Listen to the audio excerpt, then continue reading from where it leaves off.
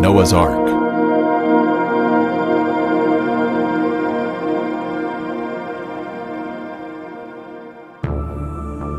Before the great flood, the world had become filled with wicked men, so much so that the Lord decided to destroy the face of the earth.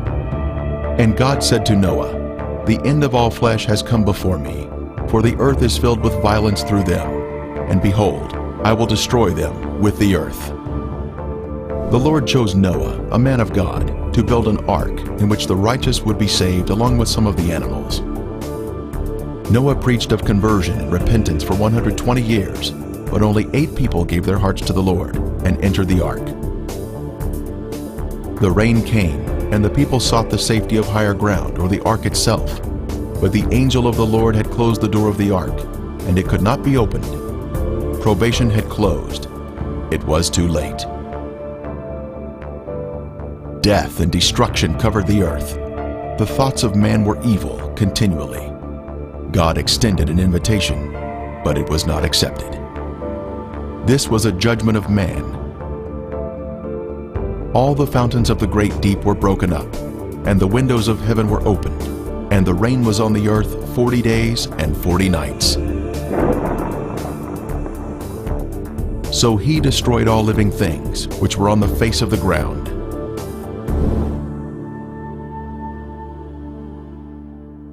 God had saved his people through the flood, but they would spend almost 1 year in the ark, waiting for the floodwaters to recede and new life to begin. Noah and his family were anxious to leave the ark. Finally, Noah knew it was safe to leave. He offered a sacrifice to the Lord, and the Lord placed a bow of promise in the sky that he would never again destroy the earth with a flood. The Bible tells us where the Ark of Noah came to rest. The ark rested upon the mountains of Ararat. But what is Ararat? The name Ararat, as it appears in the Bible, is the Hebrew equivalent of Urartu, ancient country of Southwest Asia, mentioned in Assyrian sources from the early 13th century BC. This area included parts of eastern Turkey, Armenia, and Iran. Moses was not speaking of a specific mountain when writing Genesis. He was speaking of a country, Urartu. So the Bible was saying the ark came to rest in the mountains of the country of Urartu. In eastern Turkey, across the valley from Mount Ararat, is the site we will be visiting. This area was first photographed in an aerial survey conducted in 1959 by Francis Gary Powers.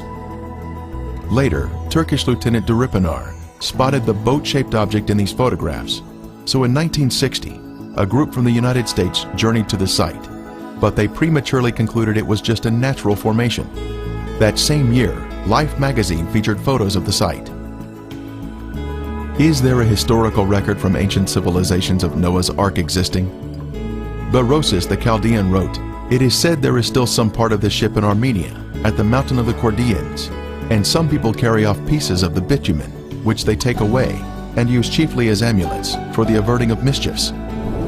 Today, we can look at a map of Turkey and see this site listed as Nuhun Gemisi, or Noah's Big Boat. Making the trip to the site, we landed next to the very large Lake Van, which once hosted the ancient capital of Urartu named Tushpa, located along its shore. Heading out through the countryside, we see an extinct volcano.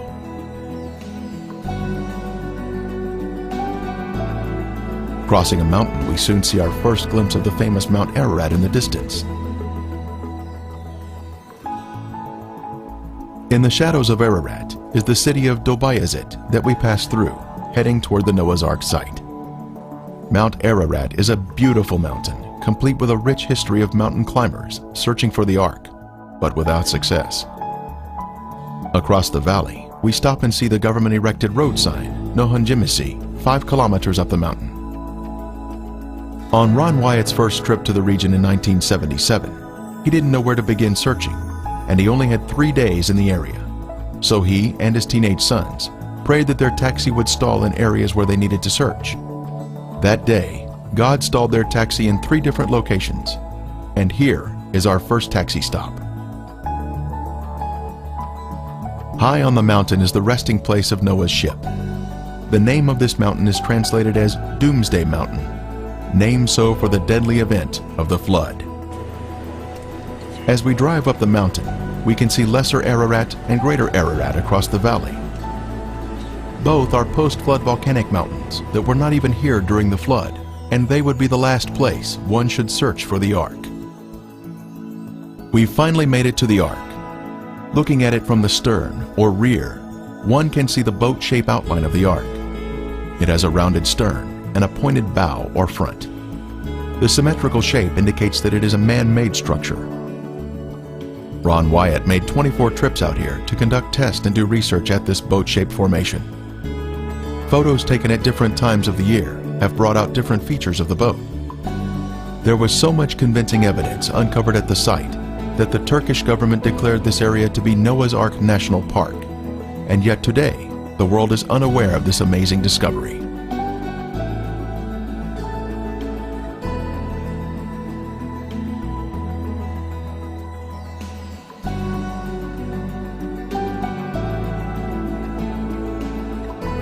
Using Google Earth, we can zoom in on the site with satellite imagery to see the Ark, and also the visitor center that was constructed by the Turkish government.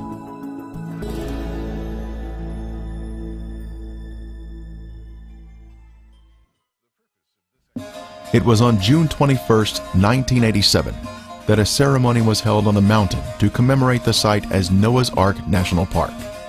Dignitaries from around the country assembled to break bread and celebrate this wonderful find.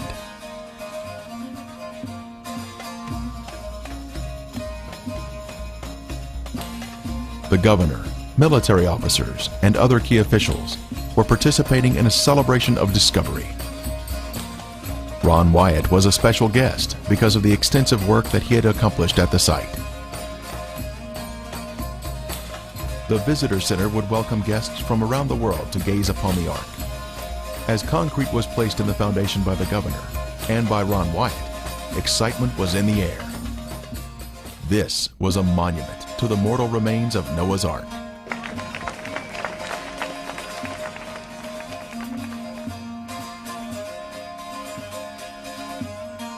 Noah's Ark was found.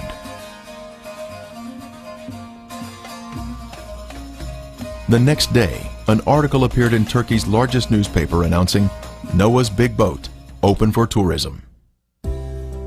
Now, we make our way inside the visitor center to view the informative evidence on display. Various diagrams and photos are assembled to point out the important features of the Ark.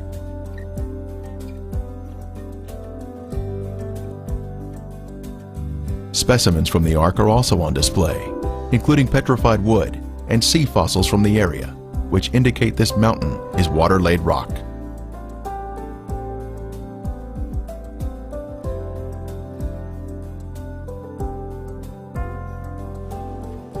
A guest book shows us that people are visiting the site from all over the world. Many different countries are represented here.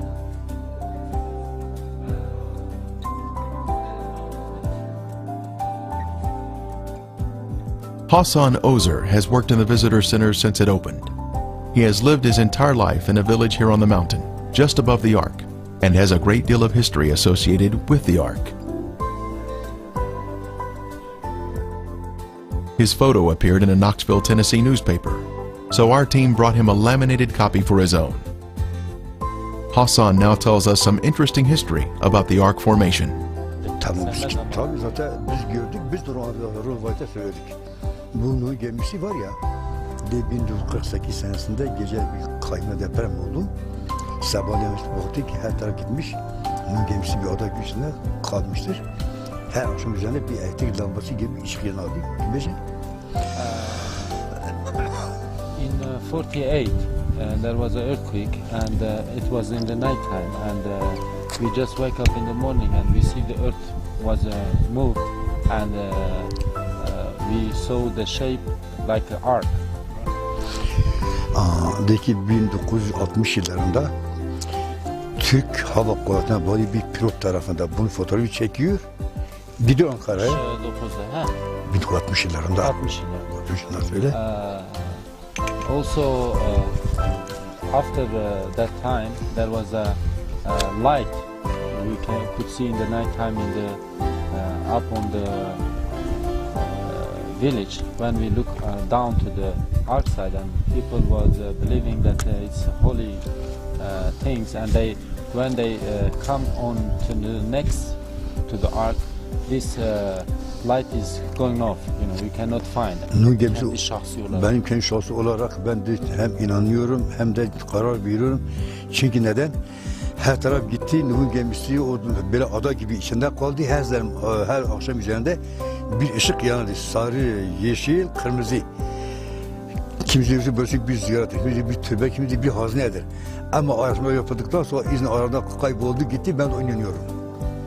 Size bir daha var. Söyle, onu söyle. He say that if in my personal thinking is well, I see after this earthquake there is a shape like an arc, and also there was a light which is colored light, green, yellow, and reddish lights we saw there, and lots of people were in the village. They were saying that's the holy place. Somebody says there is some gold, we should go dig it up and stuff like this.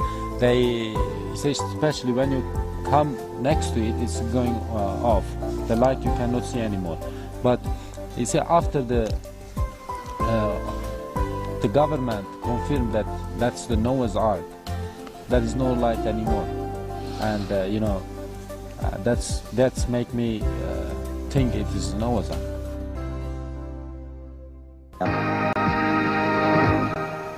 Do you believe Noah's Ark actually existed? Could the legend that sounds like a fairy tale really become proven fact? Well, the search has been going on since biblical times. And in a moment, you're going to meet some people who are positive they have found the Ark. Now, we know such claims have been made before. But a few months ago, these people came to 2020 with some new and intriguing scientific findings. We followed them to the mountains of eastern Turkey. And what you'll see is a bizarre adventure with a host of unlikely characters. Tom Jarrell's story takes many twists and turns. That's the seductive beauty that brings them here, snow-capped Mount Ararat. The explorers looked for the Ark there since that's the highest point around here. And as the floodwaters receded, presumably that's where it would have landed. But the Bible describes the mountains of Ararat, mountains plural. Is it possible that the Ark came to rest on one of the smaller sister mountains to Ararat? The boat-shaped site was first found and photographed by a Turkish army captain back in 1959. It was quickly explored and dismissed as a freak of nature. But Wyatt, an amateur archaeologist, rekindled interest in it a few years ago. He brought in Dave Fassel, a marine salvage expert, to assess it. The Doomsday Mountain team brought in some high technology to explore the oldest legend of man. They began scanning their site with a molecular frequency generator. It's a device used by surgeons to pinpoint cancer tumors, and it's been used by Fassel to locate underwater treasure. This time, the molecular frequency generator began to pick up a unique pattern of iron lines beneath the earth. Okay, bring that one up. They began placing ribbons along those lines. The finished shape, outlined by the ribbons, was that of a huge ship, the approximate length and width of Noah's Ark, as described in the Bible.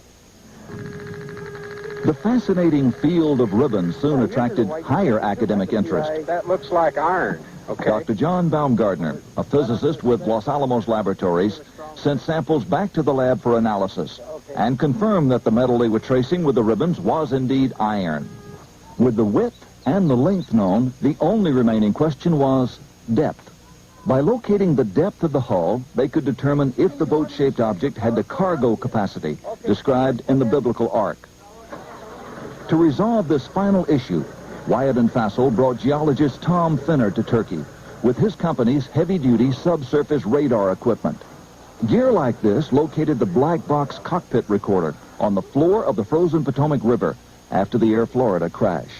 Suppose this rock were a foot or 2 feet underground. Would it give you a reading as to where that was? Could you locate it? Yes, we could. Is it possible that there will be a moment at which you'll say, this is a man-made object? The symmetry of the feature suggests it's about. I hope to prove that the underground structure is in fact that of a boat. It was here, several miles short of the boat-shaped site, that a waiting game began for Finner and the others. The party needed a final go-ahead from the Turkish government to complete their probe of Doomsday Mountain.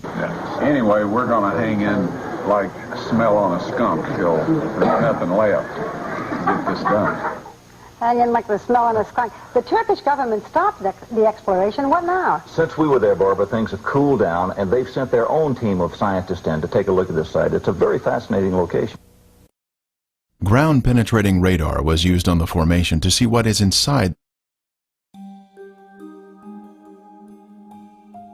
The reflections created a picture of timbers underground. This diagram shows us some of the main structural elements of the Ark, including parallel and repeated patterns, indicating a man-made site. Indeed, there is something beneath that rock besides rock. A radar device developed by Geophysical Survey Systems in Hudson was used on the mountain. The device, called SIR, is used by energy exploration companies to analyze what's below the Earth's surface. According to SIR, something man-made is under Mount Eridog. This data does not represent natural geology. It's a man-made structure. These reflections are occurring very periodic, too periodic to be random natural type interface. Compared to an aircraft carrier 1,000 feet long, we can see the Ark is quite large. The Ark was a high-tech vessel that was designed to survive a catastrophic flood that would destroy the surface of the Earth. Complete with a keel, keelsawns, and anchor stones, it was truly a work of art designed to save the human race from annihilation. The Bible tells us the Ark was 300 cubits in length. The Ark formation has been measured to be 515 feet long, which is exactly 300 Egyptian cubits. Moses, when writing the Genesis account, would have been accustomed to using the longer Egyptian cubit of 20.6 inches. The Bible mentions an earlier cubit, cubits according to the former measure. This references the Egyptian cubit, which was divided into 28 digits, making up the cubit rod. Many centuries later, the 18-inch Hebrew cubit was developed and implemented. At the Tel Megiddo in Israel, Solomon's gates can be measured to exactly 6 Egyptian cubits, showing further evidence of its early usage. One can easily see the rib timbers near the stern on the starboard side of the Ark. This was part of the superstructure of the Ark, much like ships are constructed today. Horizontal boards would have been attached to these vertical ribs. Here we can see vertical fissures between the ribs. These ribs run perpendicular to the mud flow around the structure, indicating once again man-made construction. Local village boys greet us as we take a look at the starboard side of the Ark, which curves uphill toward the front of the Ark. This side is predominantly buried in the soil.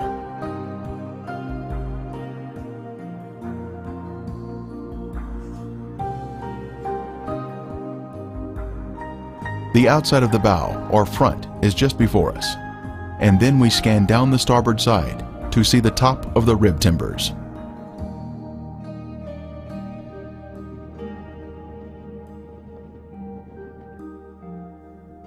In the distance, we can see Mount Ararat and Lesser Ararat. We now pan over to the port side of the Ark near the stern. This side is less preserved, but we can see one large rib timber standing at attention. It has been beautifully preserved and has retained the curvature of the hull. From here we look toward the front of the Ark, and we can see a large hole which was blown open in 1960, when the first group came here from the United States to inspect the site.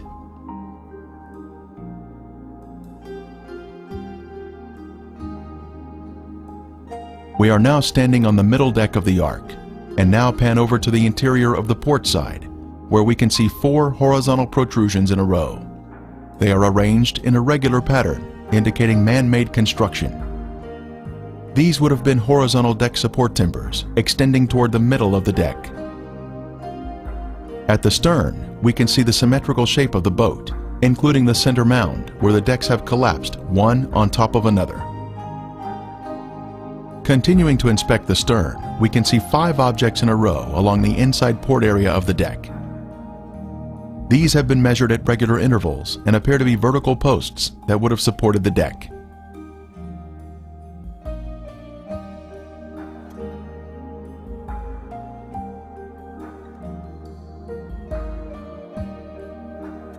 The Ark originally came to rest higher on the mountain, but was pulled down to its current location amidst a lava or mud flow, which impaled it on this rock outcropping. Ron Wyatt was operating his ground-penetrating equipment before Turkish authorities when he spotted an object just below the surface. What they found was this beautiful deck timber. It was tested at Galbraith Labs for organic carbon. The level of organic carbon was extremely high, thus proving this object was once living matter, consistent with wood. Mr. Wyatt was able to display the deck timber on CNN when he was interviewed on their network. The timber is in 3 layers, much like plywood, with glue oozing out at the end. This makes it stronger than one solid piece of wood. The outer area is covered in black pitch. Some nails can also be seen on its surface. This layering of wood may have been the gopher wood mentioned in Genesis. Just above the Ark site is the Uzungili village. Its former name in the 19th century was Nasr. This pronunciation is similar to Nicer, a village that the Babylonian Berosus described as being near the Ark site. Josephus in the 1st century said, "Its remains are shown there by the inhabitants to this day." This would tell us the Ark would be in an accessible location. These local villagers would have had a tourist trade, accommodating visitors to the Ark. The visitors to the Ark would have stayed overnight here and would have bought souvenirs in the village. Evidence of this was discovered in 2000, when an archaeologist found this potsherd 20 yards from the Ark. On the concave side, it has a carving of a man using a hammer to drive a nail, much like Noah building the Ark. On the convex side, an ancient ink drawing shows a man releasing birds, matching the biblical narrative of Noah releasing a raven and a dove. This is just another piece of amazing evidence found here at the Ark site. Using radar equipment, Ron Wyatt discovered an open cavity on the starboard side of the Ark. Utilizing a core drilling technique, he was able to gain access to the interior of the Ark. Stunning evidence was pulled from the belly of the ship. Using an improvised long rake device, petrified animal dung was extracted from the hull. Next, cat hair was also pulled from the cavity. Then, a petrified antler was extracted. These are all items that one would expect to find in the bottom of the Ark. The Bible tells us the antediluvians were skilled in metalworking. Tubal-Cain, an instructor of every craftsman in bronze and iron. This large metal rivet, or metal washer around a metal rod, was found by Ron Wyatt when he had taken a tour group to the site in 1991. The center rod had been struck while it was hot, causing it to flare out, holding the washer in place. Test results showed that it contained 8% aluminum metal. Aluminum metal is man-made, thus proving the site to be man-made. Skeptics have said Mr. Wyatt was lying about the testing, but was he really? When the Ark Discovery International team was at the Ark site, they used a metal detector to locate metal fittings on the Ark. This is a crescent-shaped piece of metal that had been a circular washer in its better days and was found near the bow on the port side. A portion of it tested at Galbraith Labs in Tennessee, and the results were stunning. It was 8% aluminum metal, just as Ron Wyatt's test had revealed. The test additionally showed a small amount of titanium metal that is also man-made. The Ark Discovery team continued its analysis at the site and located another fitting on the starboard side. A portion of it was sent to Galbraith Labs for testing, and again, there were incredible results.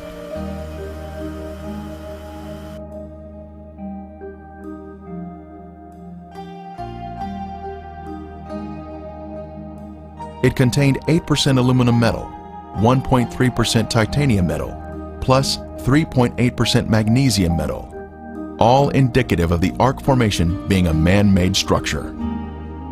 The Encyclopedia Britannica tells us, because of its chemical activity, aluminum never occurs in the metallic form in nature. These unique metal components are special markers that were left behind, which prove the site is without a doubt a man-made structure utilizing high-tech construction techniques consistent with what we should find in Noah's Ark. Modern man didn't discover how to make aluminum metal until around 1900, but the antediluvians had this knowledge in their day. Other metal fittings were found on the port side of the deck. Our metal detector picked up metal readings where a rectangular plate was positioned on a flat plane. This plate originally had 6 rivets. One is still visible on the left side.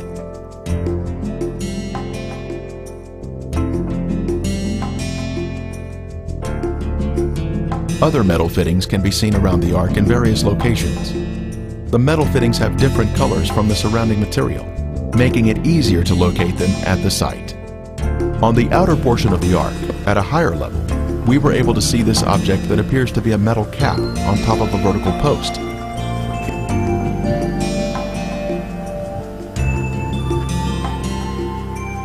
It has an X impression embossed in the center of it. The left side of the cap is missing, but the top and this immediate side are still affixed to the post. The X impression is indicative of a man-made structure with the 90-degree angles. Our second taxi stop is the village of Kazan, where large anchor stones can be found that once hung from the rear of the Ark. Just down the valley from Noah's Ark, we come to the village of Kazan, where portions of the Ark's directional system were released, thus allowing the Ark to float more freely. This village was known as the Place of the Eight, named so for the 8 survivors of the flood. This is the first area that Noah and his family lived after the flood. The large anchor stones were hung from the rear of the Ark to keep the rear facing oncoming waves. It created a type of resistance in the water, allowing the rounded rear of the Ark to fend off powerful waves that would critically damage the Ark if struck broadside. This is our first anchor stone. Measuring 11 feet in height, with 4 feet embedded in the ground, it is actually the largest and most beautiful anchor stone found to date. A tapered hole was drilled into the top of each anchor stone, a 5-inch opening on one side and a 7-inch opening on the other, allowing a rope to be pulled through and a knot tied. It was designed to be lifted while in the water when it would weigh less, thereby preventing the top from breaking off. The most striking feature is the crosses that have been carved on the anchor stone. Early Christians came through this area and recognized these objects as biblical items from the Ark. They carved crosses on these anchor stones, representing Noah and his family. The largest cross here represents Noah and is of the Crusader style. The diamond shape with a cross above was Nimrod's sign when he was alive.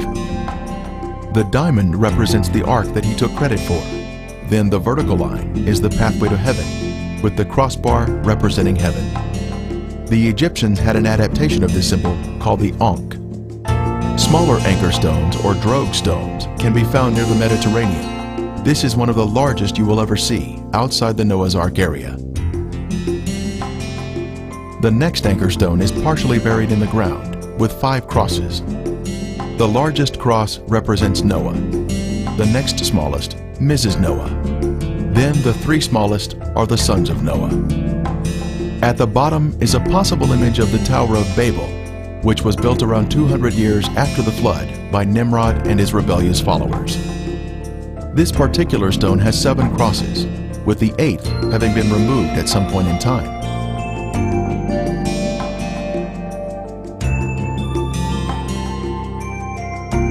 This stone has a large cross representing Noah.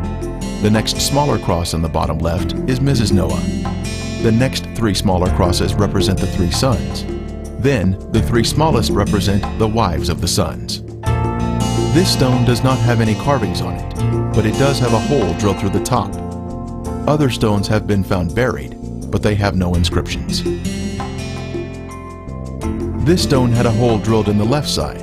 Then on the right, we can see ancient inscriptions. Vandals have broken this stone, but you can see where the hole once was in the top. Crosses have also been carved on this stone. Five crosses are on this anchor stone, and as we look at the top, we can see where the hole has been broken off. Outside the village of Kazan is a large object that has the appearance of petrified tree bark and with unusual characteristics. As far as we know, there's nothing else like this anywhere. Nobody's ever... My goodness. It's got crosses that are very faintly carved on it. You got a big one here. You got a small one right there. One here. One here. They're harder to see every year. And this is petrified wood? Well, it looks like Ron said he thought it was petrified bark. Tree bark. Right. If you look at you ever see, it looks like a little bit like pine bark. It sounds like metal. Yeah, why would the anchor stone be wood? This isn't an anchor stone. Oh, I see. This was just like something that was on the ark, right? I believe. Well, Ron theorized that this might have been the or part of the cover. You remember at one point it says, and Noah came out of the ark and he took the cover off, or he threw the cover off. And of course that's just speculation. We don't have a way of knowing, but this is a rather unique thing. It has the appearance and the texture of some kind of a bark, but it is stone. That is the cross. What? That is the cross. There you go. That is incredible. It has a very hollow sound. Very hollow. It sounds like metal. But it's just a... Well, it's just, that's its harmonic rate. Right. Yeah. Harmonic resonance, you're right. Yeah. But not many stones that do that. That's true. With the sun coming out. Well, I think there's 8 crosses on it. We've been able to find 7. I think there's an 8th one up there. Our next taxi stop is the home of Noah, near the village of Kazan. This photo was taken in 1977 by Ron Wyatt, showing the walls of Noah's home. Since then, all the walls have been torn down by local treasure seekers. In the front yard stood this large tombstone. On the tombstone was a drawing of 8 people and a boat on a wave. The second largest person was looking downward with their eyes closed. This indicates that this was Mrs. Noah's tombstone. After Mr. Wyatt showed this to someone, that person later hired others to exhume Mrs. Noah's 18-foot sarcophagus. Its depression in the ground is still visible today. Her jewelry was later sold on the black market for millions of dollars. Extending out from Noah's house are these ancient stone fences for containing animals. In Genesis, we are told that Noah practiced husbandry. In this case, we can see signs of animal husbandry. Some fences are more prominent than others, but they are all in straight lines. Uphill, behind Noah's home, is this large altar that he would have used to sacrifice animals to the Lord. It is approximately 10 feet in diameter and has a cube-like shape.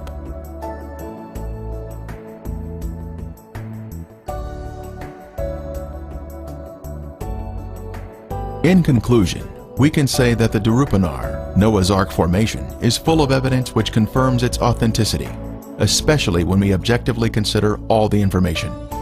Many books have been written about the discovery of the Ark. It has been featured in many newspapers and television programs, but most of the world is not aware of this beautiful discovery, which refutes evolution and proves the Bible to be truth. In God's timing, He will reveal this to all mankind.